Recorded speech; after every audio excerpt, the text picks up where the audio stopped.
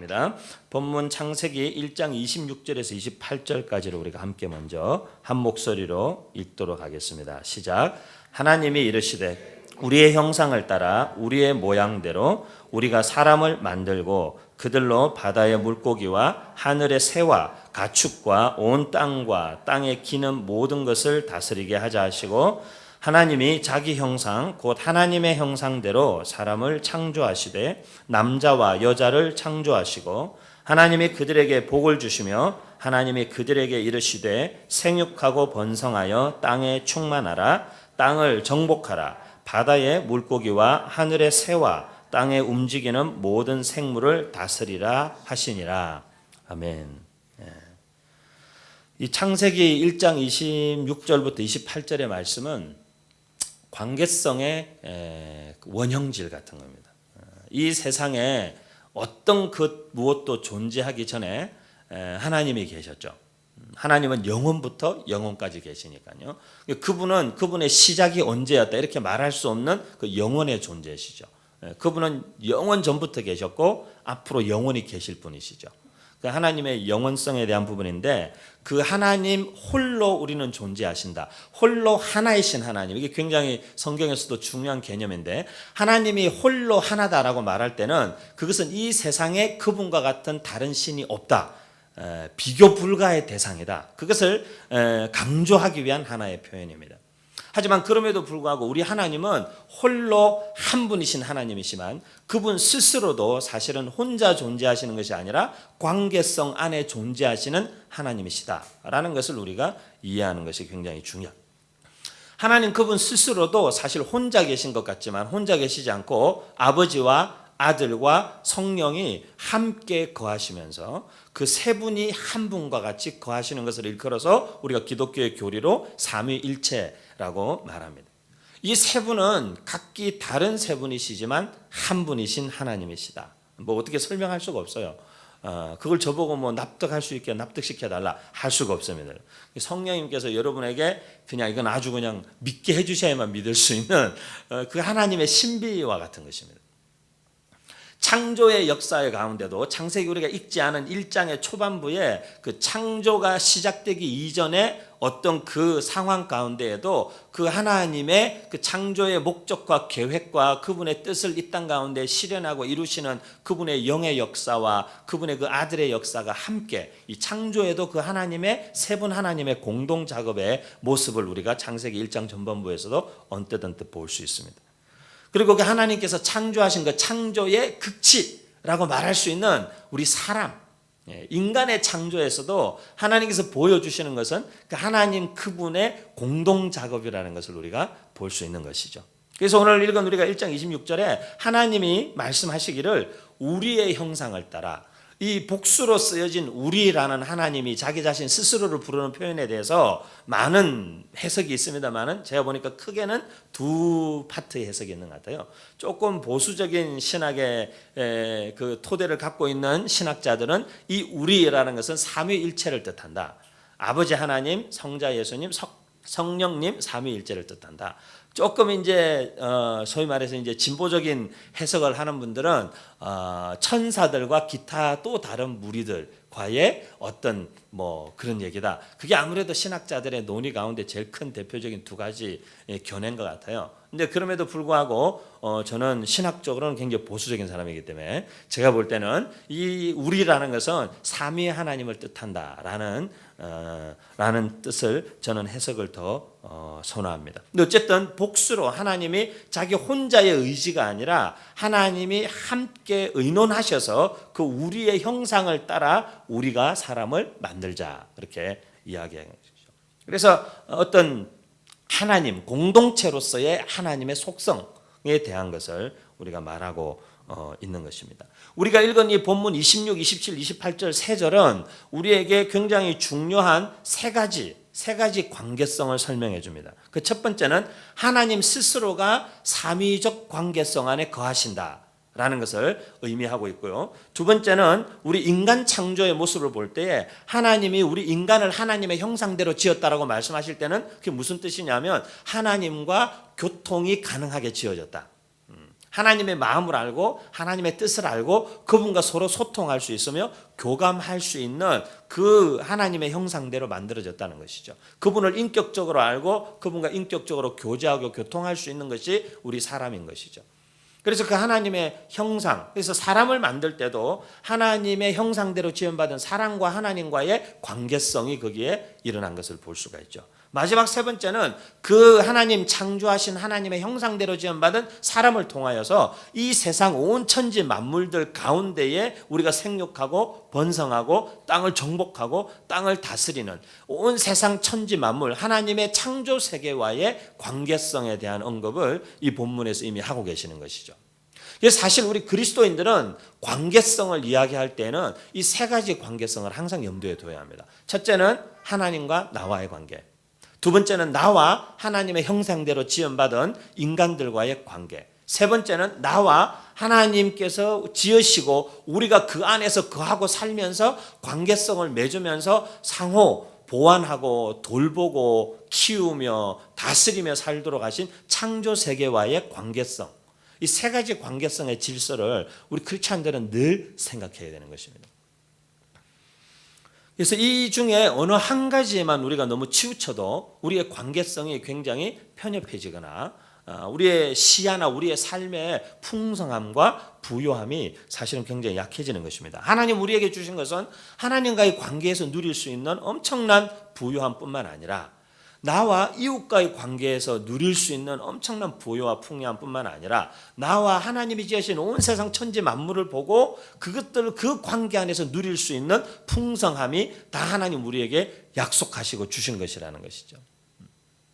한번 생각해 볼 필요가 있어요. 우리는 얼마만큼 누리고 있을까?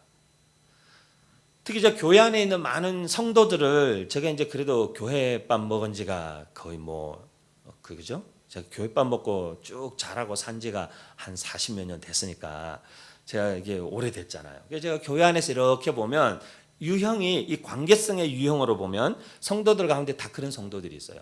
하나님과 자기와의 관계는 되게 풍성하고 부요한데 주변 사람들하고 관계가 풍성하지 못한 사람이 있어요. 그 사람은 하나님을 믿기는 믿는데 교회 안에서도 보면 굉장히 외로운 거야. 사람들하고의 관계성이 원만하지 못하고 원활하지 못하니까 사실은 하나님이 주신 큰 기쁨에 사실은 큰 파트를 굉장히 놓치고 있는 거예요. 그 사람들하고의 관계성에서 오는 그 하나님이 그 사람을 통해서 일하시고 사람을 통해서 말씀하시고 사람을 통해서 도우시고 사람을 통해서 역사하시잖아요.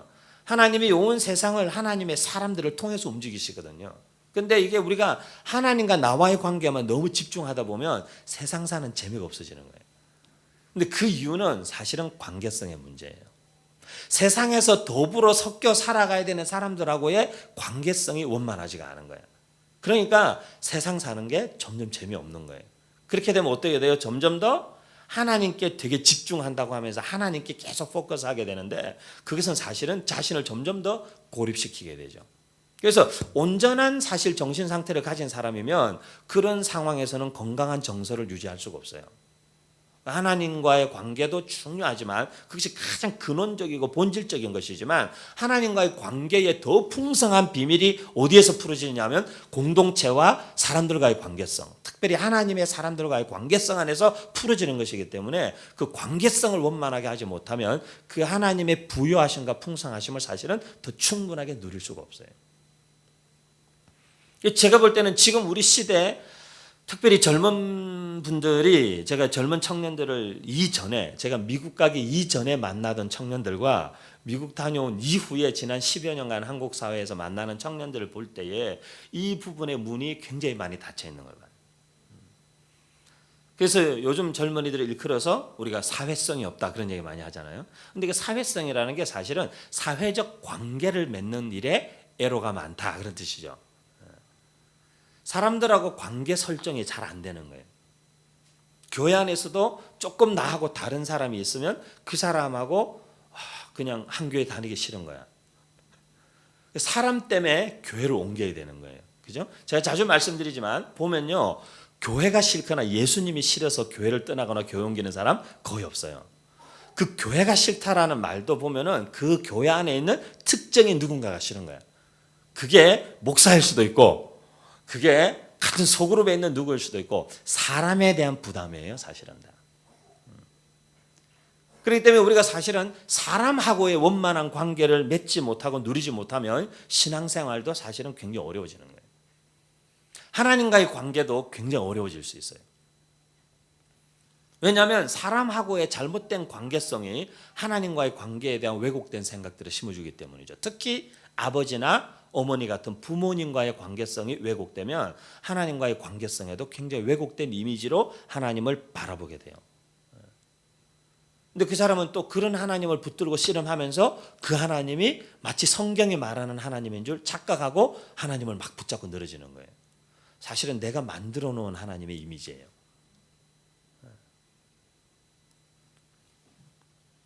그것이 굉장히 중요한 부분이에요. 그리고 오늘날 우리 시대의 교회에 특별히 요청되어지는 사명의 영역에 있어서 이 온 세상 창조 세계와의 그 관계성에서 누리는 풍성함이 있는 것이죠. 여러분 생각해 보세요. 하나님과의 관계에서 누리는 기쁨 굉장히 크고 근원적인 기쁨이에요. 하지만 하나님은 그것보다 또 더 확장되는 큰 기쁨을 허락하신 것이 공동체와 가족과 그 관계성 안에서 누릴 수 있는 풍성함이죠. 거기에서 한 단계 더 확장시키신 것이 하나님 지으시고 만드신 세상 천지 만물이에요. 제가 보니까 우리 크리스찬들이 한 가지 고쳐야 되는 습관이 있는 것 같아요. 의식 구조를 좀 고쳐야 되는 것 같아요. 그리고 제가 미국에 있을 때 그런 얘기 많이 들었어요. 미국에 있는 우리 교포분들 정말 열심히 일하시거든요. 우리 최성 교사님도 와 계시지만 미국 생활 저보다 훨씬 오래 하셨지만 미국에 있는 우리 교포분들이 보면 열심히 죽도록 일하는데 그 돈을 언제 쓸지 아무도 모르는 그런. 근데 우리 한국 분들이 그런 게 많이 계시죠. 열심히 일해서 막 모으는데 계속 모으는데 도대체 언제 쓸 건지 굉장히 궁금하게 만드는 분들이 있어요. 언제 쓸까? 그죠? 그러니까 우리가 그 인생의 지혜를 전도서를 통해서 많이 배우잖아요. 전도서를 보면은 두 가지 내용이 다 나와요. 모든 것이 다 헛된 거다. 이 세상의 모든 것은 라는 얘기를 하는 동시에 그렇기 때문에 어쩌면 너는 지금 내게 주어진 기쁨을 충분히 즐겨라. 지금 내게 준 그 아내를 인하여 즐거워하고 지금 내가 누릴 수 있는 그 자녀와의 관계를 인해서 즐거워하고 지금 네가 먹을 수 있을 때 마음껏 먹고 그것을 인해 기쁨을 누려라. 하지만 절대로 창조주 하나님을 잊지는 마라. 사실 전도서는 그걸 얘기하는 거잖아요. 그런데 우리의 삶에 사실은 우리가 세상적이라는 그 단어로 규정지어 놓고 뺏겨버린 기쁨이 너무 많아요. 자연 만물을 볼 때 느낄 수 있는 그 경이로움과 그 벅찬 감동과 그것에서부터는 우리의 그 정서의 함양과 사람 안에 형성되는 인격적 기질과 역량들과 이런 기쁨들을 다 뺏겨버렸어요. 더구나 우리는 주말에 꼼짝 말고 교회로 와야 되기 때문에 그런 자연을 나가서 누릴 수 있는 시간과 기회를 다 많이 뺏기고 사는 것 같아요. 저는 1년에 2번 공동체 수련회 나가잖아요. 이렇게 가서 자연 속에서 할 수 있는 한 좀 좋은 환경에서 이렇게 자연을 충분히 누리고 쉬고 주일 예배도 거기서 다 드리고 이번에도 아주 좋은 환경에서 자연과 좋은 사람들과 기쁘고 즐거운 시간들을 보냈던 것처럼. 근데 1년에 2번으로는 저는 사실 되게 아쉬워요. 아쉽고 저는 한 달에 한 번 정도는 최소한 한 달에 한 번 정도? 아니 저는 정말 제가 원하는 것은요. 여러분이 다 도망가실까 봐 제가 말씀을 못 드리는데 저는 매주 그렇게 하고 싶은 거예요. 사실은. 여기 다 아시잖아요. 저는 교회 초기부터 제가 그 얘기 늘 했어요. 저는 주말 공동체가 됐으면 좋겠다. 교회가. 현대 사회의 어떤 이런 냉랭함과 관계성의 어려움과 분주함과 또 도시 생활에서 피폐해져가는 우리의 정서와 또 이 계속적으로 이 매연을 산소라고 들이마시고 있는 우리의 이 육체의 건강과 이 모든 것들을 생각해 볼 때 전인적 건강과 안녕을 생각해 볼 때 사실 우리가 주말 공동체가 되어서 어디 서울에서 멀지 않은 곳에 우리가 장소를 하나 마련해 놓고 금요일 밤에 나오든 토요일 날 나오든 가족들이 다 나와서 거기서 먹고 자고 같이 그냥 밥솥 걸어 놓고 이렇게 밥 해가지고 같이 밥도 먹고 아이들은 같이 뛰어놀고 겨울가에 고기도 잡고 산으로도 올라가고 제가 어릴 때 했던 거 다 가르쳐요. 식독해보고 뭐 이런 거 다 이렇게 해가지고 칙을 직접만 마시지 말고 칡 뿌리를 캐서 좀 칡을 뜯어보는 그런 재미. 그런 걸 좀 이렇게 우리 아이들한테도 경험하게 해주고 싶고 그런 마음이 있어요 저는. 그럼 뭐 다 기본적으로 동의하시는 표정들이신데 그럼 이제 우리가 구체적으로 기도를 해야 되는데 뭐 그런 어떤 그 자연 속에서 그 우리가 얻는 기쁨이 있어요. 그러니까 하나님께서 우리에게 약속하시고 하나님 우리에게 주시고자 하는 그 관계성은 굉장히 생각보다 폭이 넓고 그것이 우리에게 줄 수 있는 풍요로움과 부요함은 정말 어떻게 보면 끝이 없는데 때로는 우리가 사실은 너무 이렇게 눈이 당장 내 눈앞에 그것에 매여서 그 하나님의 그 관계성 안에서 주시는 그 풍성함을 맛보지 못하고 다 누리지 못하는 그 아쉬움이 우리의 마음 가운데 있는 것이죠. 그래서 우리 본문을 통해서 몇 가지만 우리 생각해 보기로 원하는데 첫 번째로 하나님도요 스스로 그 관계성 안에 존재하시는 분이세요. 예수님도 보면은 모든 일을 하실 때 그 아버지하고의 관계성 안에서 그 일들을 행하셨어요. 요한복음 8장 29절 말씀에 보니까 나를 보내시니가 나와 함께 하시는도다. 그죠? 나는 항상 그가 기뻐하시는 일을 행함으로 나를 혼자 두지 아니하셨느니라 이렇게 말씀하셨어요. 예수님도 항상 아버지 하나님과의 관계성 안에서 본인의 사역과 일과 모든 것들을 행하시고 계셨다. 요한복음 16장 32절도 보라 너희가 다 각각 제 곳으로 흩어지고 나를 혼자 둘 때가 오나니 벌써 왔도다. 그러나 내가 혼자 있는 것이 아니라 아버지께서 나와 함께 계시느니라. 예수님의 제자들이 예수님하고 관계 이런 거 하다가 잘 맺다가 다 도망갔어요. 의리를 못 지킨 거예요. 의리를 못 지키고는 다 도망갔어요. 그런데 예수님께서 아신 거예요. 니들이 나를 다 버리고 도망가고 내가 혼자 남겨지게 되는 시간이 올 텐데 나는 혼자 있는 것이 아니다. 왜? 내 아버지께서 나와 함께 하시기 때문이다. 예수님은 그 하나님 아버지와의 관계성 속에서 자기의 사역의 열정과 에너지와 목적과 동기부여뿐만 아니라 인간적인 인간들의 배신, 그 의리 없는 인간들로 인하여서 다 도망가버린 제자들, 주를 위하여 제가 목숨 걸겠습니다. 큰 소리 치던 인간이 제일 먼저 도망가고 말이에요. 그랬다가 어디 슬그머니 나타나가지고 차라리 나타나지나 말지. 나타나가지고는 눈치 슬금슬금 보다가 보는 앞에서 3번이나 욕하고 저주하면서 자기를 부인하고. 그거는 도망간 놈보다 더 나쁜 놈 아니에요? 그런 상황 가운데서도 예수님은 나는 그래도 혼자 있는 것이 아니다. 아버지께서 나와 함께 계시기 때문이다. 예수님은 십자가를 지시든 병자를 고치시든 쉬시든지 복음을 전하든 말씀을 가르치시든 아버지와의 관계성 안에서 그를 행하신 것이죠. 그 아버지와 또 아들과 성령님의 이 삼위적 관계성도 성경에는 많이 나와요. 요한복음 15장 26절에 보니까 내가 아버지께로부터 너희에게 보낼 아버지께로부터 너희에게 올 것이다. 그 보혜사 누가 성령님께서 아버지께로 나오시는 진리의 성령님 그가 오실 때에 그분이 오셔서 딴 얘기 아니고 나에 대해서 증언해 주실 것이다. 그러니까 이 세 분은 한 분 같은 거예요.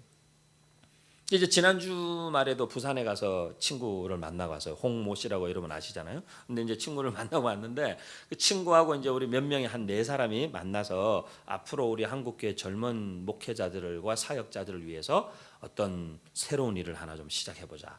그래서 조금 깊은 의논을 밤부터 새벽까지 또 다음날 아침 일찍 또 이렇게 같이 쭉 몇 시간 동안 대화를 많이 하고 어떤 결론들을 우리가 좀 도출하고 왔어요. 근데 그 만나서 그 관계성, 그 관계성의 재미를 한번 본 것이죠. 거기 같이랑 같이 간 2사람은 처음 그렇게 맺어지는 관계성이지만 예수님 때문에 함께 만난 관계성이 금방 민글링이 되는 거예요. 그리고 금방 뜻이 통하고 마음이 통하니까 그냥 갑자기 다 살아나는 거예요. 마음과 뜻이 통하는 사람을 만나면 사람이 그렇게 살아나는 거예요. 아무리 신앙이 좋아도요 혼자 하나님 앞에 이렇게 고립되어 있는 사람은 생기가 없어요.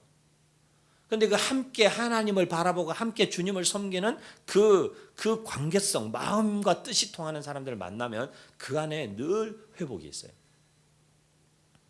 예수님도 그렇기 때문에 그 관계성 안에 세 분이 함께 일하시는 거예요. 딴 얘기 안 하시는 거예요. 성령님은 예수님에 대해서 말씀하시고 그 성령님은 아버지께로부터 오고 그 성령님이 아버지께로 오실 수 있도록 예수님께서는 기도하시고 예수님께는 또 가시고. 그래서 요한복음 16장 13절도 말하는 거죠. 진리의 성령이 오시면 그가 너희를 모든 진리 가운데로 인도하시리니 그가 스스로 말하지 않고 오직 들은 것을 말하고 장래의 일을 너희에게 알려줄 것이다. 성령님도 자기 의지대로 막 자기 뜻대로 움직이시는 것이 아니라 아버지의 뜻대로 아주 친밀함에서만 나올 수 있는 관계성이죠. 여러분 친구 중에 그런 친구 혹시 있으세요? 이 친구가 하는 말은 거의 내가 하는 말하고 뭐 99% 똑같다. 그럴 수 있는 친구가 있으신가요? 그런 친구들을 요즘에 저는 조금 이렇게 찾아가고 서로 좀 더 이렇게 닮아가고 맞춰가는 그런 기쁨을 되게 많이 누리는 시간들인 것 같아요. 조금 더 이렇게 조금만 더 우리가 이렇게 함께 만나고 뜻을 모으면 이 친구가 뭘 결정하든 그냥 그건 내 결정이다라고 내 결정 자체를 다 위임해버려도 되겠구나. 그리고 그 친구도 역시 내가 하는 결정을 마치 자기가 한 결정과 같이 믿고 위임해 줄 수 있는 그냥 당신이 결정하면 그냥 우린 다 하는 거야. 그렇게 말해줄 수 있는 친구들이 주변에 있나요, 여러분? 제가 보니까 제가 다른 면에 굉장히 부족한데 그 부분에 되게 좋은 친구들이 몇 사람 있는 것 같아요. 윤 목사가 결정하면 우리는 다 그냥 그건 우리 뜻하고 똑같은 거라고 결정하면 된다고 그냥 그렇게 믿어주고 밀어주는 그래도 친구들이 이렇게 주변에 몇 사람 있는 것 같아요. 우리 그런 관계성의 연습이에요, 사실. 신앙이라는 것은 사실은 그 관계성으로의 초대거든요. 첫 번째, 구원을 보세요, 구원. 로마서 5장 10절에 보면 우리가 원수되었을 때, 원수라는 말은 관계가 깨졌다는 거잖아요. 하나님이 원래 우리를 하나님과 관계성 안에 거하도록 그분의 형상대로 우리가 오늘 읽은 본문대로 만들어 놓으셨는데 우리가 하나님과 원수된 거예요. 어느 날 등진 거예요. 그런데 그의 아들의 죽으심으로 말미암아 누구예요? 예수 그리스도. 예수 그리스도의 십자가의 죽으심으로 말미암아 우리가 어떻게 됐다? 하나님과 다시 화목하게 되었다. 관계의 회복이 일어났다. 관계의 회복이. 화목하게 된 자로서는 더욱 그의 살아나심으로 말미암아 구원을 얻을 것이다. 예수 그리스도의 십자가의 죽으심과 부활은 우리로 하여금 하나님과 원수된 관계가 이제는 단절되고 하나님과의 화목한 관계 가운데 들어가게 하시는 그 관계성의 회복의 메시지가 예수님의 십자가의 구원 가운데 들어있다는 것이죠. 그래서 사실 구원은 관계성으로 초대해요. 이전에 한 번도 맺어보지 못했던, 이전에 한 번도 누려보지 못했던 관계성의 놀라운 비밀로의 초대인 것이에요. 그런데 신앙을 이렇게 관계성으로 접근하지 않고 종교적 행위로 접근하기 시작하면서부터 종교화되는 것이에요. 신앙이. 그래서 그런 말 하잖아요. 예수님은 이 땅에 종교를 창시하러 오신 게 아니에요. 그죠? 예수님 이 땅 가운데 종교를 또 하나의 종교, 뭐 세계 4대 종교 뭐 이렇게 해서 종교를 만들러 오신 것이 아니라 예수님 이 땅에 오신 이유는 예수님 이 땅에 오신 우리와의 관계성을 위해서 오신 거예요. 하늘에서만 말씀하셔가지고 말이 안 통하니까 예수님이 우리 같은 인간의 몸을 입고 이 땅에 오셔서 야 이제 한번 얘기해보자 이러고는 마주 앉아서 우리하고 대화해 주시기 위해서 오신 거예요. 그리고는 십자가의 그 놀라운 그것을 자기의 삶으로 짊어지심으로 이 세상에 가장 크다고 말하는 요한복음의 그 사랑, 친구를 위하여 자기 목숨을 버리면 세상에 이보다 더 큰 사랑이 없다. 그렇게 말씀하시고는 자기의 목숨을 딱 내어주시고 저는 그런 걸 이렇게 좀 볼 때마다 마음이 이렇게 찡해요. 이렇게 예수님께서 제자들의 발을 씻기시잖아요. 잡히시기 전에 제자들의 발을 씻길 때에 요한복음의 그 요한이라는 사람이 저는 정서적으로 요한이 좀 되게 맞아요. 바울 아저씨는 좀 너무 제가 볼 때는 교리적이고 머리가 좀 복잡하신 분 같고 근데 요한이 좀 이렇게 정서적으로 맞아요. 요한복음이나 요한 1, 2, 3서나 요한계시록은 조금 다른 얘기인데 어쨌든 요한 정서적으로 맞아요. 요한은 거기다 그런 아주 디테일한 감정 표현을 써놔요. 자기를 일컬어서 주께서 사랑하시는 자 막 이런 닭살스러운 표현도 쓰잖아요. 근데 자기가 쓰면서 자기를 주께서 사랑하시는 제자 뭐 이렇게 쓰잖아요. 그 상당히 자신감이 있든지 아니면은 이렇게 자뻑이든지 뭐 그런 사람인데, 근데 그 써놨어요. 요한은 그걸 써놨어요. 친구를 위하여 목숨을 버리면 세상에 이보다 더 큰 사랑이 없다. 그리고 요한은 또 써놨어요. 예수님이 제자들의 발을 씻기시는 그 장면이 연출되기 전에 무슨 말을 거기다 써놨냐면, 예수님께서 이 세상에 있는 자기 사람들을 사랑하시되 끝까지 사랑하시니라 이렇게 써놨어요. 그리고는 그 제자들의 발을 씻기시는 이야기가 이제 이어서 나오는 거죠. 이 때문에 사실 그 비밀스럽고 신비한 관계성으로의 초대죠. 그래서 신앙은 관계성이에요. 신앙은 신앙생활 한다 그럴 때는 교회를 주일이면 왔다 갔다 하는 것이 아니라 살아계신 하나님과 나와 어떤 관계가 있는가, 그 관계성에 대한 고민인 것이죠. 두 번째는 성화와 관계성. 성화라는 것은 구원받은 하나님의 백성들이 주님 닮은 모습으로 점점점 자라가는 것이잖아요. 거기에 있어서 히브리서 12장 14절은 우리에게 그 키를 이렇게 이야기합니다. 모든 사람과 더불어 화평함과 거룩함을 따르라. 왜냐하면 이것이 없이는 아무도 주를 보지 못하리라. 이렇게 말했어요. 될 수 있는 한 많은 사람들과 화평하고 거룩함을 가져야 돼요. 내가 친한 몇 사람 그렇게만은 안 돼요. 그렇게 되면 우리가 하나님의 형상과 하나님 그분의 이미지에 한쪽 끝자락만 보는 것과 같다 그랬어요. 마태복음 5장의 팔복에서도 우리에게 말했어요. 누가 하나님의 아들이라 일컬음을 받는 거예요? 누가? 화평케 하는 자가. 그렇기 때문에 우리가 마음 가운데 사실 우리의 관계성의 성숙에 굉장히 중요한 문제, 우리의 거룩함과 우리의 성화에 굉장히 중요한 부분이 어디에 있냐면 하나님과의 관계 못지않게 사람들과 얼마만큼 화평할 수 있는가. 그래서 제가 볼 때는 예수 믿는 사람들은 어쨌든 좀 어려운 사람도 좀 이렇게 힘든 사람도 이렇게 좀 받아낼 수 있는 그런 어떤 여유와 넉넉함, 그걸 자꾸 길러야 돼요. 우리 마음 가운데. 그죠? 길러야 돼요. 물론 저도 이제 목회하니까 좀 이렇게 뭐 어려운 사람을 사명감을 가지고 참아내는 그런 건 있지만 쉽지 않은 일이에요. 그죠? 쉽지 않아요. 저도 쉽지 않아요. 개인적인 무슨 인간적인 감정 같으면은 뭐 안 보면 다 그만이죠. 다 안 보면 그만이다 이렇게 해버릴 수 있지만, 그래도 우리가 이게 또 주님 때문에 만났다 그러죠. 또 이렇게 사랑한다 그러죠. 또 막 이렇게 하는데 그걸 갖다가 어떻게 해도 그럴 수 없잖아요. 요즘에 이 관계의 진정성에 대한 얘기를 많이 하게 되는 것 같아요. 사역자들하고도 많이 만나는 사람마다 관계의 진정성. 누군가가 나한테 마음을 딱 열고 좀 자기의 마음의 진정성을 딱 한번 보여주면 그걸 좀 이렇게 우리가 평생 소중하게 생각할 수 없을까?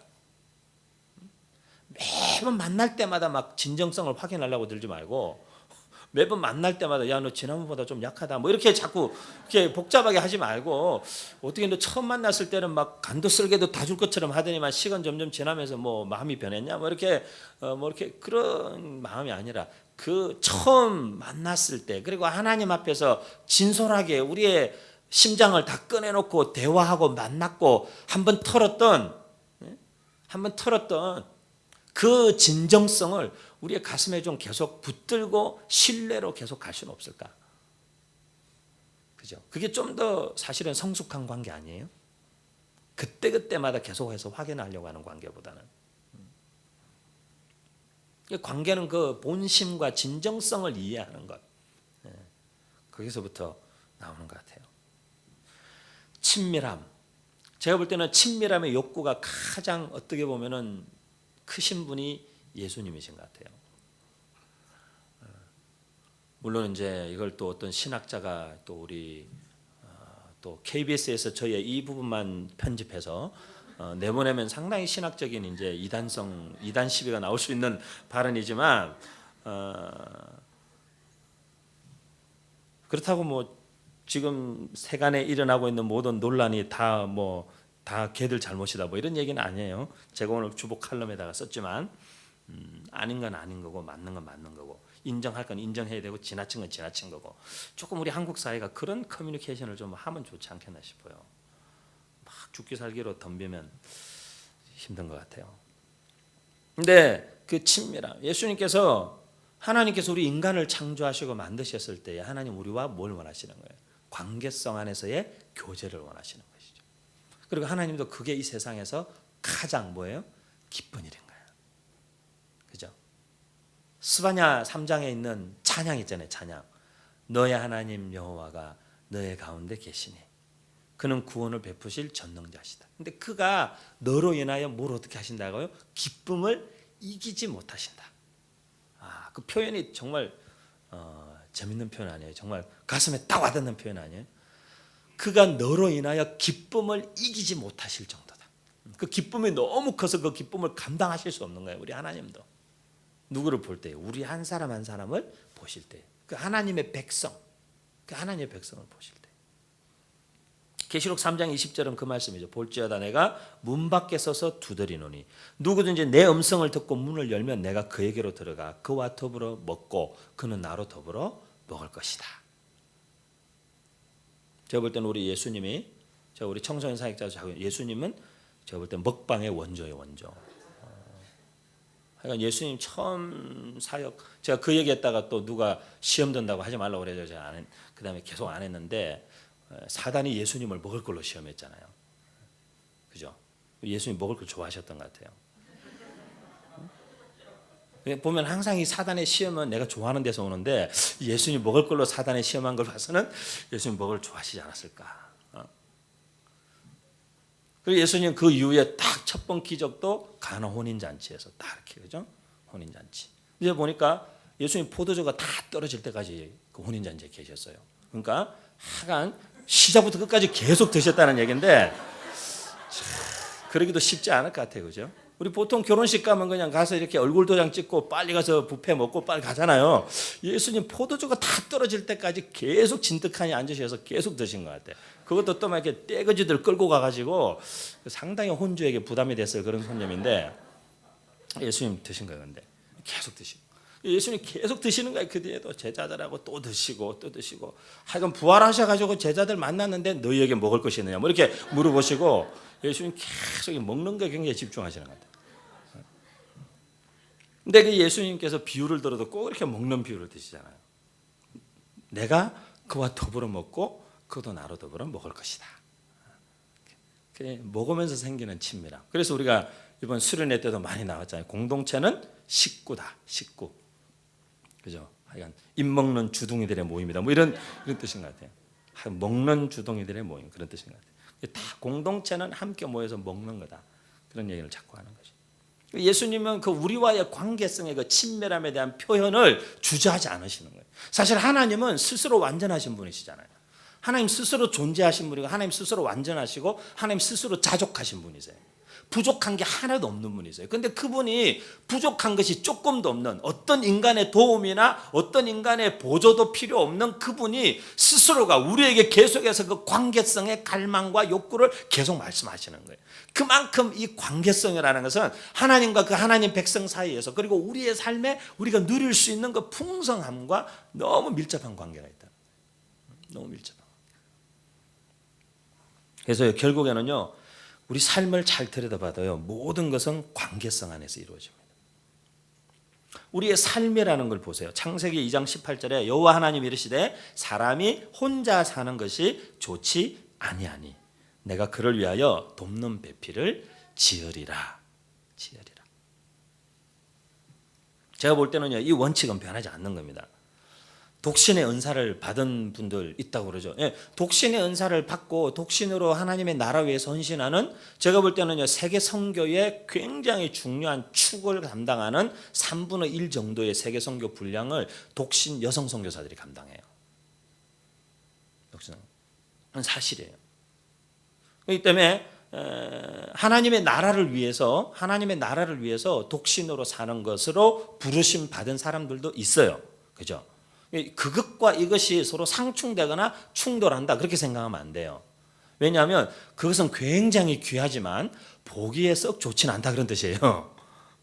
그게 부정적인 뜻이 아니라 혼자 있는 사람을 보면 왠지 많은 사람들의 마음에 많은 생각이 드는 거예요. 안쓰럽기도 하고 뭔가 이렇게 도움을 드려야 될 것 같기도 하고 뭔가 돌봐드려야 될 것 같기도 하고 그런 마음이 드는 거죠. 그러니까 여기서 좋지 않다라는 것은 부정적인 어떤 뭐가 모자란다, 그 사람이 뭐가 인격에 흠집이 났다 이런 의미가 아니죠. 하나님께서 그것보다 더 풍성한 것들을 누릴 수 있게 하신 것들이 하나님의 아이디어가 있죠. 하지만 그럼에도 불구하고 독신 선교사로 헌신하신 분들이 저는 귀한 것은 그렇게 누릴 수 있는 것 풍성함과 부유함을 하나님의 나라라는 것을 위해서 기꺼이 내려놓을 수 있는 결단을 하신 분들이죠. 어떻게 보면 정말 더 깊은 희생의 삶을 사시는 분들이죠. 하지만 하나님께서 우리의 삶을 보시기에 하나님 보시기에 참 좋다. 그렇게 말씀하시는 데에는 관계성의 문제가 항상 거기에 있더라는 것이죠. 그래서 삶은 관계의 문제인 것이에요. 삶은 관계. 두 번째로 우리가 무슨 일을 하는데도요. 하나님께서 그 원리를 말씀하시는 거예요. 전도서 4장 12절에 한 사람이면 패하겠거니와 두 사람이면 맞설 수 있고 세 겹줄은 쉽게 끊어지지 않는다. 그리고 제가 청소년들이나 청년들한테 강의할 때도 늘 얘기해요. 우리 인생에 몇 가지 필요한 관계성이 있는데 첫 번째는 부모님과의 관계성. 보니까 훌륭한 부모님들이 많았어요. 훌륭한 부모님들이 많았어요. 주로 어머니들이 위대한 어머니들이 많았어요. 가까운 매헌 윤봉길 기념관에 가도 윤봉길 여사가 자기 핏덩이 같은 아들 둘이 놔두고 이렇게 이제 중국으로 넘어갈 때도 그 아들한테 유서 같은 편지를 써놓고 가잖아요. 어린아이들한테. 너희들을 위해서 내가 떠나지만 아버지가 없어도 나는 너희가 잘 자랄 거라고 믿는다.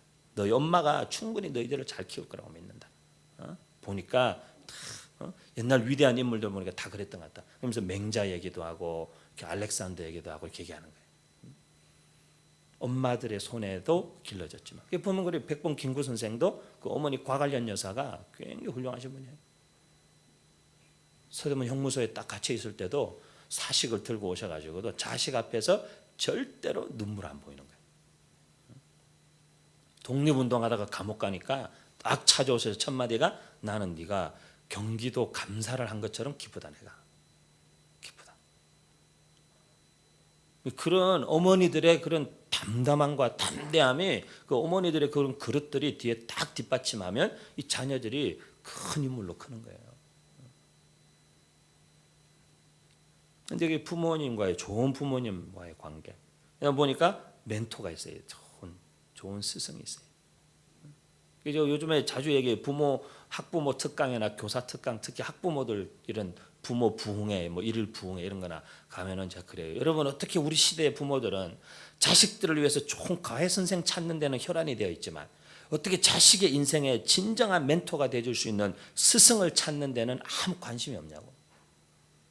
그러니까 애들이 공부는 잘하지만 인생을 어떻게 살아야 될지 모르는 이유는 인생의 스승을 찾아줄 생각은 안 하고 어떻게 시험 성적 1, 2점 올려줄 수 있는 선생 찾는 데에 눈이 폴게 가지고 부모들이 돌아다니니 우리 애들이 다 이 모양이 되는 거 아니겠어요? 그 인생의 스승을 만나게 해줘야죠.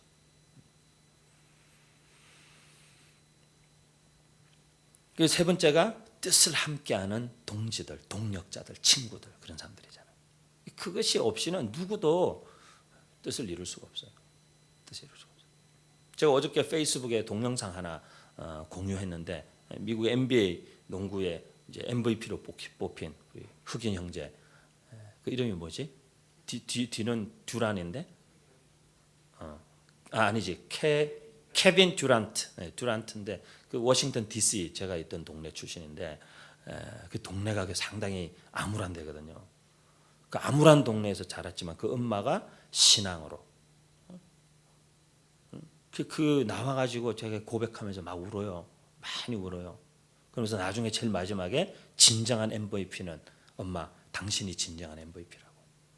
시종 일관 그 감사와 하나님에 대한 감사로 시작해서 하나님께 대한 감사로 마치고 엄마 당신이 18살 때 우리 형을 낳았고 21살 때 내가 태어나고 아무것도 없는 그런 워싱턴 DC의 할렘과 같은 곳에서 자라면서 자기들이 어떻게 하나님 은혜 안에서 자라게 됐는지 그리고 MVP가 되기까지 자기와 함께 콜트에서 뛰었던, 그리고 코칭과 스텝과 감독, 그런 이 동력자들에 대한 카멘트와 감사를 계속 표시하는 거예요. 혼자서 하고 혼자서 이룰 수 있는 일이 없어요. 보면 사실 이 세상에 정말 없어요. 거의 없어요. 그리고 마지막 세 번째, 신앙도 관계성 안에서 더 풍성해져요. 요한복음 15장 5절, 나는 포도나무여 너희는 가지라. 그가 내 안에 내가 그 안에 거하면 그 사람은 많은 열매를 맺는다. 풍성함에 대한 것이죠. 나를 떠나서는, 관계성이 끊어지고서는 너희는 아무것도 할 수가 없다. 아무것도 할 수가 없다. 그렇게 말씀하시는 거죠.